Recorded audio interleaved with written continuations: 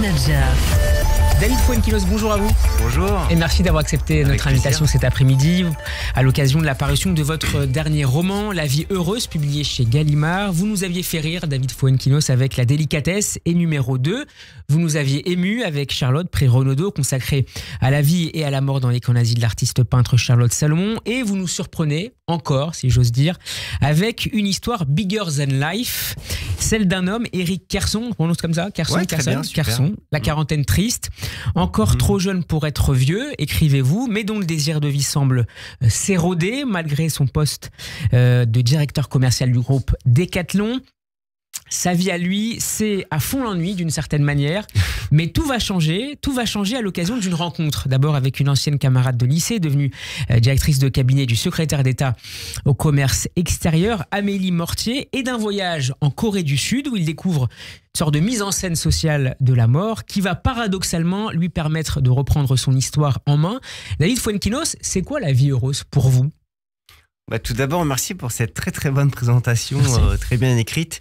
C'est vrai que c'est une des questions de ce roman qui est traversé par la réflexion sur savoir ce qui est important ou pas pour nous, et mes personnages changent de vie, en tout cas vont essayer de se réinventer et tenter de trouver une forme de bonheur.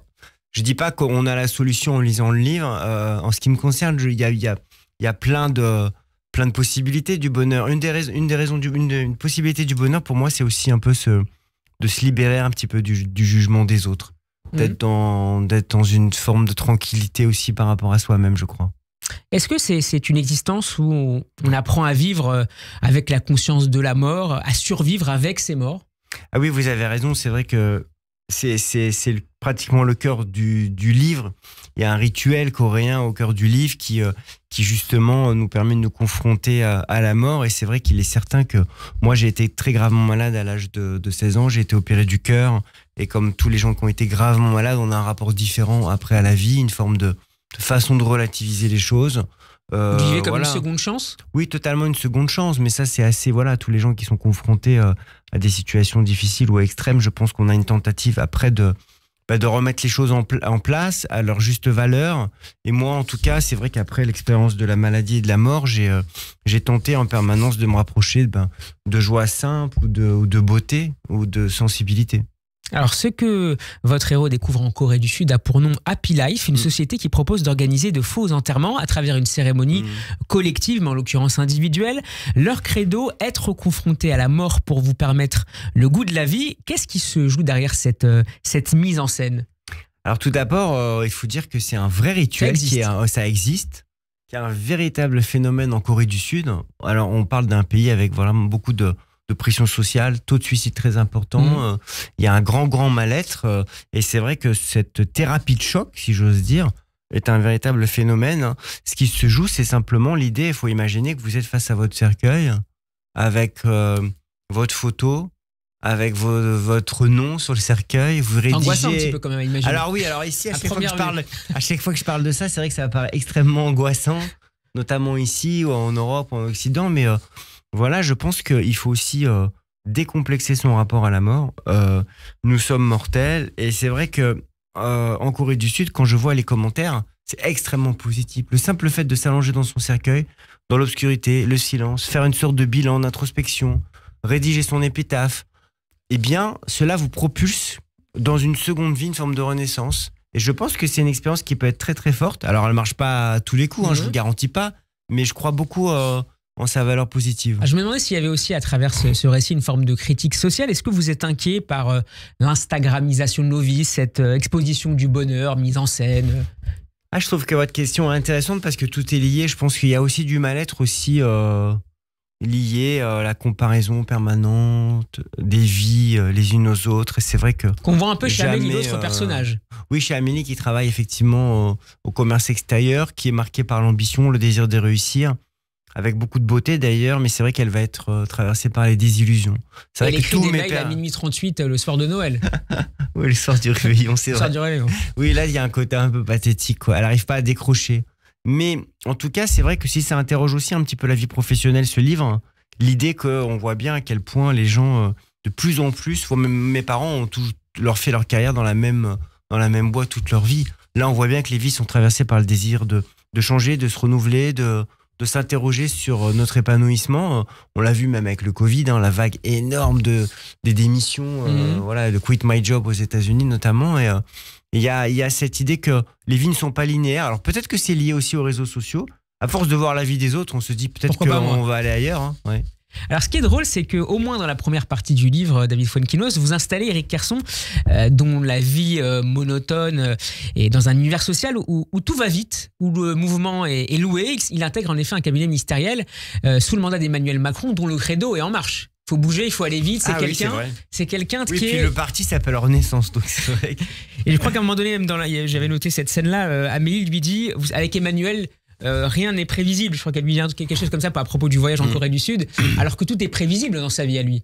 Éric. Oui, d'une certaine manière, mais c'est quelqu'un qui est traversé par la mélancolie. On comprend plus tard que voilà, sa culpabilité est liée à un événement de sa jeunesse lié à son père, événement très douloureux. Et c'est vrai qu'en tout cas, par rapport à ce mouvement, je décris que lui, la mélancolie s'infiltre chez lui par la lenteur. Le sentiment, mais souvent les gens qui sont en dépression commencent à faire les choses de plus en plus lentement, voilà, ralentissent en fait cette course effrénée. Et en tout cas, ils se posent la question de savoir à quoi tout cela rime. Alors c'est un livre qui interroge aussi, je crois, avec pudeur la paternité, de manière symétrique. Que reste-t-il au fils quand son père disparaît et que l'on ressent dans son cas en tout cas une forme de culpabilité? Et quel lien établir en retour avec sa propre progéniture? Votre héros a du mal avec son fils à lui dire qu'il l'aime et réciproquement. C'est un thème qui vous interroge? Ah oui, c'est étonnant parce que j'ai fait quelques interviews pour ce livre. On m'a pas beaucoup parlé de ça, alors que c'est vrai que c'est un thème qui est très important. Moi, je suis écrivain, je fais des spectacles, du cinéma, mais je pense que mon obsession principale, ma vocation principale, mon quotidien, c'est la paternité. Là, juste après l'interview, je vais aller chercher ma fille à l'école, par exemple. En tout cas, il y a pour moi, c'est très, très, très important. Et lui, cette fêlure-là, son manque d'épanouissement, il peut réussir professionnellement, il peut s'interroger sur beaucoup de choses. Mais tant qu'il n'est pas en paix avec son rapport à la paternité, ce qui est souvent difficile d'ailleurs quand on a soi-même été un enfant en souffrance,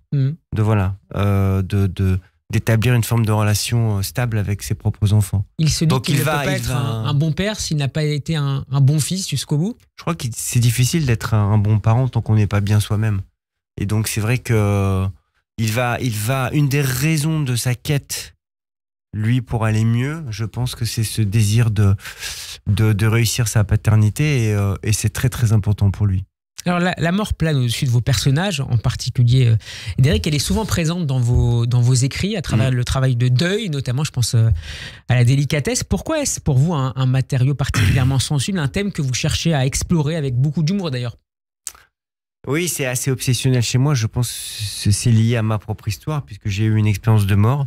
À l'âge de 16 ans, j'ai été opéré du cœur et j'ai eu une NDE, une expérience physique de la mort. Et c'est vrai que ça m'a propulsé après dans une seconde vie. Et donc, il n'est pas anodin que inconsciemment tous mes livres soient traversés par cette énergie-là. C'est vrai que quand j'ai publié La Délicatesse, qui est mon premier livre qui a rencontré un grand succès d'une manière totalement surprenante et improbable, j'ai mis du temps à comprendre que j'avais transposé dans cette histoire de veuve qui perdait son mari et qui rencontrait un Suédois dépressif beaucoup de choses de moi. Évidemment, quand j'ai écrit Charlotte sur Charlotte Salomon, la mort est au cœur de sa vie. C'est aussi pour ça qu'elle m'a autant fasciné. L'idée que, justement, appréhender la mort, se libérer finalement de cette frayeur-là, ça nous permet d'aller chercher la beauté. Qu'est-ce qu'on fait après la mort qui vous laisse en vie d'une certaine manière? C'est exactement ça. En tout cas, ça nous permet de redoubler de vitalité. Et d'ailleurs, j'ai mis en exergue de ce nouveau livre encore une phrase de Charlotte Salomon qui évoque l'idée de il faut être mort une fois pour pouvoir aimer véritablement. Et je crois beaucoup, dans ce passage de la conscience de la mort pour pouvoir véritablement être dans l'apaisement des choses. Un dernier mot sur l'adaptation justement à la scène musicale de votre livre Charlotte autour d'Audrey Tautou. C'était la dernière hier, je crois. Je suis très déçu que ça soit... Voilà, c'était 6 dates exceptionnelles et je suis très déçu de ne pas pouvoir vous donner actuellement de nouvelles dates, mais c'est vrai que j'ai convaincu Audrey Tautou. Il y aura d'autres dates? Je pense qu'il y a beaucoup de demandes, peut-être pour une tournée, même à l'international. On parlait même d'aller jouer peut-être en Israël. C'est vrai que c'était le spectacle de mes rêves. Voilà. Audrey Tautou qui a accepté de revenir pour pouvoir raconter la vie de Charlotte Salomon et puis simplement voir l'étoile de Charlotte Salomon dans ce cadre magnifique de la scène musicale. Vous êtes surpris par la trajectoire de cette œuvre, de ce témoignage? Moi, j'étais obsédé par Charlotte Salomon et j'étais désespéré de voir à quel point elle était oubliée. Donc, je voulais charlottiser tout le monde.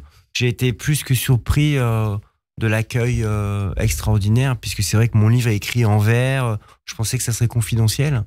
Le prix Renaudot, le concours des lycéens, le fait qu'il soit beaucoup étudié à l'école, le fait d'avoir pu encore faire un spectacle avec Audrey Tautou cette semaine. Moi, j'ai une part de ma vie qui est entièrement consacrée à elle. Merci beaucoup, David Fuenquinos, d'avoir été avec nous pour ce nouveau roman. Et puis, je vous laisse avec La Vie Rose, mais vous allez Simone, rester avec nous si vous voulez bien Simone quelques minutes. Qui avait organisé il y a quelques années un voyage d'écrivain en Israël qui reste pour moi un des grands moments de ma vie. Et grâce à toi, j'ai pu d'abord découvrir ce pays et puis rencontrer. C'était la première fois Oui, c'était la première fois. Et puis, dans des conditions très très fortes, puisque avoir la chance de rencontrer des intellectuels, des écrivains, des artistes, David Grossman et tant d'autres. Donc, je croise de temps en temps Simone et c'est toujours lié à un souvenir extraordinaire dans ma vie. Vous projetez de revenir prochainement en Israël? Pas prochainement, mais c'est vrai que je suis régulièrement invité. J'ai eu la chance d'avoir beaucoup de livres traduits. J'ai présenté mes films. Donc là, je n'ai pas, c'est pas dans mes projets immédiats, mais si j'en ai l'occasion, j'y retournerai, bien sûr. Merci beaucoup. Et voilà. Avec plaisir. Simone vous invitera. Vous restez avec nous, David Fuenquinos? Eh ben oui, d'accord, on regarde l'heure avant la sonnerie. Voilà. Dans 3 minutes, je dois partir. D'accord. Merci à vous et à très bientôt sur Radio. Merci encore pour votre invitation.